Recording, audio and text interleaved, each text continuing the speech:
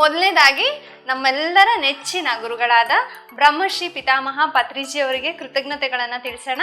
Masters, ಇವತ್ತು ನಮ್ಮ ನಿರ್ವಾಣ food ಕಾರ್ಯಕ್ರಮದಲ್ಲಿ ಪಿರಮಿಡ್ ಮಾಸ್ಟರ್ ಶ್ರೀಮತಿ ಭಾಗ್ಯ ಮೇಡಮ್ ಅವರು ನಮ್ಮ ಜೊತೆ ಇದ್ದಾರೆ. ಸೊ ಅವ್ರು ಏನು ರೆಸಿಪಿ ಮಾಡ್ತಾರೆ ಅಂತ ಅವರನ್ನೇ ಕೇಳೋಣ. ಮೇಡಮ್, ಕಾರ್ಯಕ್ರಮಕ್ಕೆ ಸ್ವಾಗತ. ನಮಸ್ತೆ. ನಮಸ್ತೆ. Hi madam. Hi masters. Okay, ನಮಸ್ತೆ ಮಾಸ್ಟರ್ಸ್. ಇವತ್ತು ಏನ್ ರೆಸಿಪಿ ಮಾಡ್ತಾ ಇದ್ದೀರಾ? ಉಪ್ಪಿಟ್ಟು ಮಾಡೋಣ ಅಂತ. ಏಕೆಂದರೆ ಉಪ್ಪಿಟ್ಟು 5 ನಿಮಿಷದಲ್ಲಿ ಮಾಡ್ಬೋದು. ಉಪ್ಪಿಟ್ಟು ಮಾಡೋದು ತೋರಿಸ್ಕೊಡ್ತೀನಿ ಈಗ. ಯಾಕಂದರೆ ತುಂಬ ಈಸಿ. ಯಾಕಂದರೆ 5 ನಿಮಿಷದಲ್ಲಿ ಮಾಡ್ಬೋದು. ಸಪ್ರೇಟ್ ಹುರ್ಕೊಳೋದು ಏನು ಮಾಡೋದು ಬೇಡ. ಬೆಳ್ಳುಳ್ಳಿ ಹಾಕ್ದೇ ಮಾಡ್ಬೋದು. ಯಾಕಂದರೆ ನಮಗೆ ಸಾತ್ವಿಕ ಆಹಾರ ತುಂಬ ಮುಖ್ಯ. 5 ನಿಮಿಷದಲ್ಲಿ ಉಪ್ಪಿಟ್ಟು ಮಾಡೋದನ್ನ ನಾವು ತೋರಿಸ್ಕೊಡ್ತೀವಿ. ಬೆಳ್ಳುಳ್ಳಿ ಹಾಕದೆ, ಅದಕ್ಕೋಸ್ಕರನೇ ನಾವು ನಿಮಗೆ ತಿಳಿಸ್ಕೊಡೋದಕ್ಕೋಸ್ಕರ ನಾವು ಉಪ್ಪಿಟ್ಟು ಮಾಡ್ತಿದ್ದೀವಿ. ಈಗ ಉಪ್ಪಿಟ್ಟು ಮಾಡೋದು ಹೇಗೆ ಅಂತ ನಾವು ನೋಡೋಣ. ಮೇಡಮ್, ಮೊದಲಿಗೆ ಏನೇನು ಪದಾರ್ಥ ಬೇಕು ಅಂತ ಹೇಳಿ. ಈಗ ಸಾಸಿವೆ ಮೊದಲಿಗೆ, ಮತ್ತು ಕಡಲೆಬೇಳೆ, ಒಂದು ಸ್ವಲ್ಪ ಉದ್ದಿನಬೇಳೆ, ಕರಿಬೇವಿನ ಸೊಪ್ಪು, ಮೆಣಸಿನ್ಕಾಯಿ, ಮತ್ತು ಒಂದೆರಡು ಗೋಡಂಬಿ ಇಟ್ಕೊಂಡಿದ್ದೀನಿ, ಮತ್ತು ರವೆ, ಈರುಳ್ಳಿ, ಟೊಮಾಟೊ, ಒಂದು ಸ್ವಲ್ಪ ಕೊತ್ತಂಬರಿ ಸೊಪ್ಪು ಅದಕ್ಕೆ ಆ್ಯಡ್ ಮಾಡಿದ್ದೀನಿ. ಕೊತ್ತಂಬರಿ ಸೊಪ್ಪು ಸಪ್ರೇಟಾಗಿ ಇಟ್ಕೊಂಡಿದ್ದೀನಿ. ಮತ್ತು ಒಂದೆರಡು ಇದು ತುಪ್ಪ ಸ್ವಲ್ಪ, ಮತ್ತು ಎಣ್ಣೆ. ಬಾಣಲಿಯನ್ನು ಇಡೋಣ. ಸ್ಟವ್ ಆನ್ ಮಾಡಿದ್ದೀನಿ.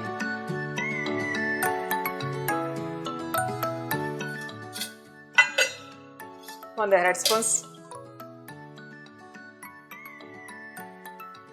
ಎಣ್ಣೆಯನ್ನು ಹಾಕ್ಕೊಳ್ತಿದ್ದೀನಿ.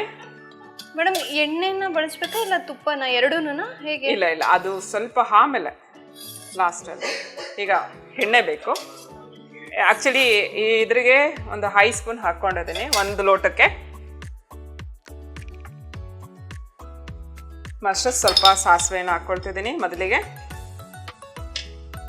ಸಾಸಿವೆ ಸ್ವಲ್ಪ ಜಾಸ್ತಿ ಇದ್ದರೆ ಚೆನ್ನಾಗಿ ಕಾಣುತ್ತೆ. ತುಂಬ ಒಳ್ಳೆಯದು ಹೆಲ್ತ್ಗೆ. ಅಧಿಕವಾದ ವಿಟಮಿನ್ಸ್ ಇರುತ್ತೆ ಅದರಲ್ಲಿ. ಈಗ ಸ್ವಲ್ಪ ಚಿಟ್ಲಬೇಕು.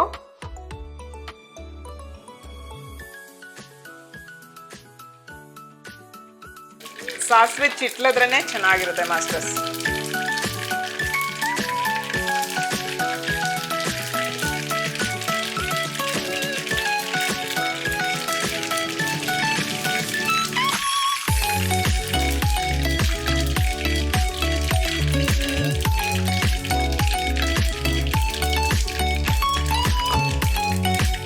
ಈಗ ಸಾಸಿವೆ ಚಿಟ್ಲಿದೆ, ಕಡಲೆಬೇಳೆ ಮತ್ತು ಉದ್ದಿನಬೇಳೆ ಈ ಎರಡು ಮೊದಲಿಗೆ ಹಾಕೋಣ.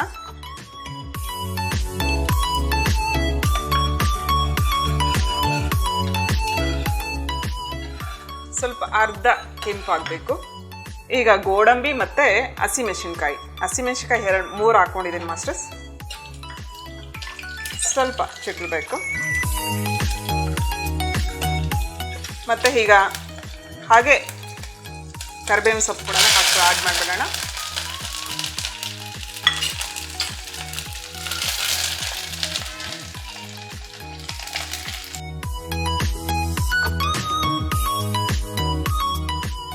ಕೆಂಪು ಆಗಿದೆ ಮಾಸ್ಟರ್ಸ್. ಕೆಂಪು ಆದ ತಕ್ಷಣ ಈರುಳ್ಳಿನ ಹಾಕೊಂಡ್ಬಿಡ್ಬೇಕು.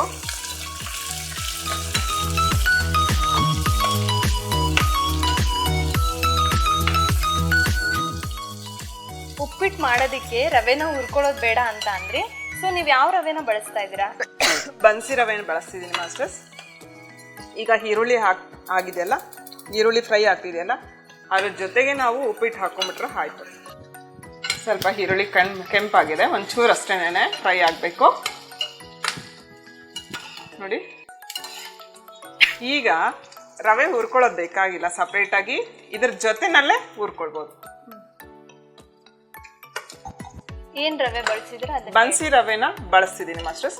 ಬನ್ಸಿ ರವೆ ತುಂಬಾ ರುಚಿಯಾಗಿರುತ್ತೆ ನೋಡಿ. ಈ ತರ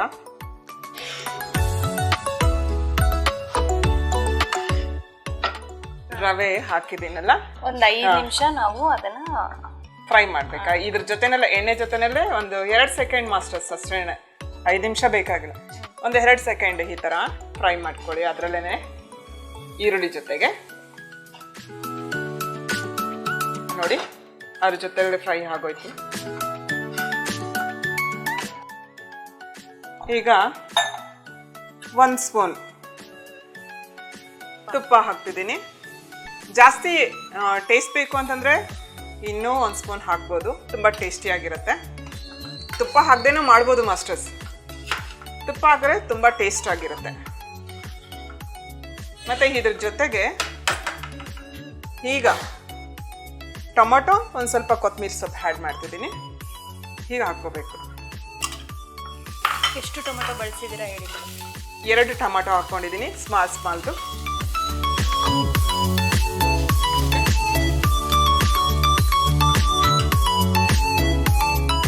ರುಚಿಗೆ ತಕ್ಕಷ್ಟು ಉಪ್ಪು ಹಾಕ್ತಿದ್ದೀನಿ ಮಾಸ್ಟರ್ಸ್. ಈಗ 1 ಸ್ಪೂನ್ ಹಾಕ್ಕೋತಿದ್ದೀನಿ. ಓಕೆ, ನಾನು ಫ್ರೈ ಮಾಡ್ತೀನಿ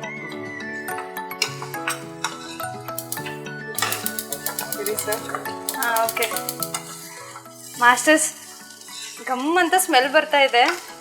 ಸೊ ಬೇಗ ಮಾಡ್ಬೋದು ಇದನ್ನು ಉಪ್ಪಿಟ್ಟು. ಸೊ ನೀವು ಮನೆಯಲ್ಲಿ ಟ್ರೈ ಮಾಡಿ. ನೀರು ಸಪ್ರೇಟಾಗಿ ಕಾಯಿಸ್ಕೊಂಡಿದ್ದೀನಿ ಮಾಸ್ಟರ್ಸ್. 1 ಲೋಟಕ್ಕೆ 2 ಲೋಟ ನೀರು.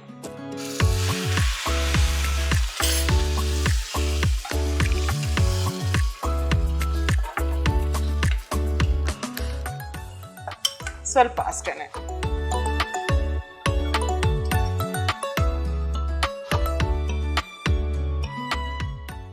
ಈಗ ಇದ್ರ ಮೇಲೆ ಸ್ವಲ್ಪ ಕೊತ್ತಂಬರಿ ಸೊಪ್ಪು ಹಾಕೋಣ.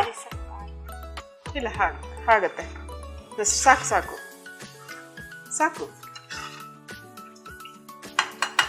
ಈಗ ಇದ್ರ ಮೇಲೆ ಈ ಥರ ಹಾಕ್ಬಿಟ್ಟು ನಾವೀಗ ಕೊತ್ತಂಬರಿ ಸೊಪ್ಪು ಹಾಕ್ಬಿಟ್ಟು ಕ್ಲೋಸ್ ಮಾಡೋಣ ಮಾಸ್ಟರ್ಸ್.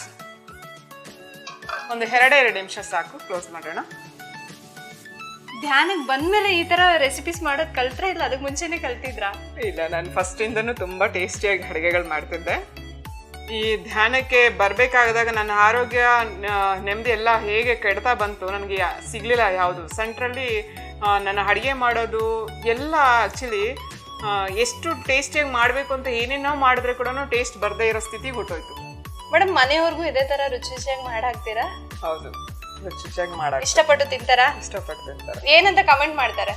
ಎಲ್ಲರಿಗೂ ತುಂಬಾ ಚೆನ್ನಾಗಿರುತ್ತೆ ಅಂತಾನೆ ಕಮೆಂಟ್ ಮಾಡ್ತಾರೆ. ಎಲ್ಲರಿಗೂ ನನ್ನ ಕೈ ಅಡುಗೆ ತಿನ್ಬೇಕು ಅಂದ್ರೆ ತುಂಬಾ ಇಷ್ಟಪಡ್ತಾರೆ.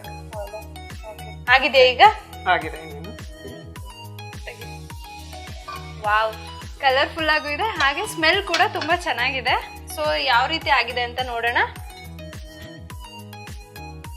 ಈಗ ಸ್ಟವ್ ಆಫ್ ಮಾಡೋಣ. ಸೌಮ್ಯ, ಈ ಉಪ್ಪಿಟ್ಟು ತುಂಬ ಉಪಯೋಗ, ಲೈಟ್ ಫುಡ್ ಆಗಿರುತ್ತೆ ನಮಗೆ.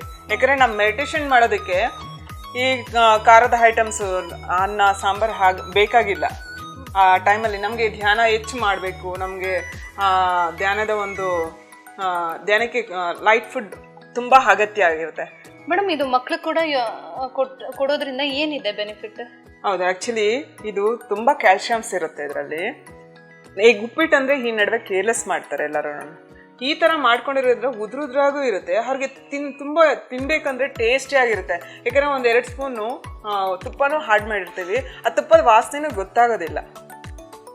ಎಷ್ಟು ರುಚಿಕರವಾಗಿರುತ್ತೆ ಅಂದರೆ ತುಂಬ ನಮ್ಮ ಮನೆಯಲ್ಲಿ ಎಲ್ಲರೂ ಇಷ್ಟಪಟ್ಟು ತಿಂತಾರೆ. ಎಕ್ಸಾಮ್ ಟೈಮಲ್ಲಿ ಎಲ್ಲನೂ ಇದು ಲೈಟ್ ಫುಡ್ ಆಗಿರುತ್ತೆ. ಅವ್ರಿಗೆ ಅನ್ನ ಸಾಂಬಾರು ಕೊಡೋದಕ್ಕಿಂತ ಈ ಫುಡ್ ಕೊಟ್ಟರೆ ಒಳ್ಳೆಯದು ಮಾಸ್ಟರ್ಸ್.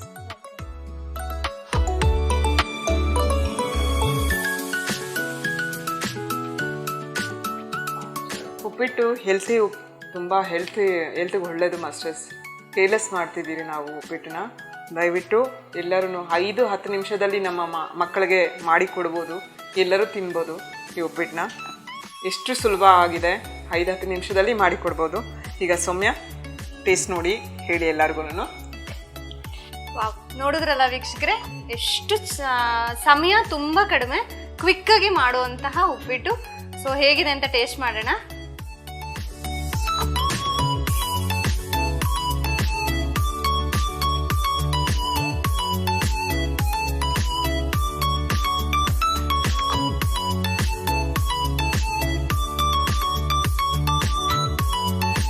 ವಾವ್, ತುಂಬಾ ಚೆನ್ನಾಗಿದೆ. ಸಮಯ ತುಂಬಾ ಕಡಿಮೆ ತಗೊಂಡು ಉಪ್ಪಿಟ್ಟನ್ನ ರೆಡಿ ಮಾಡಿದ್ದಾರೆ.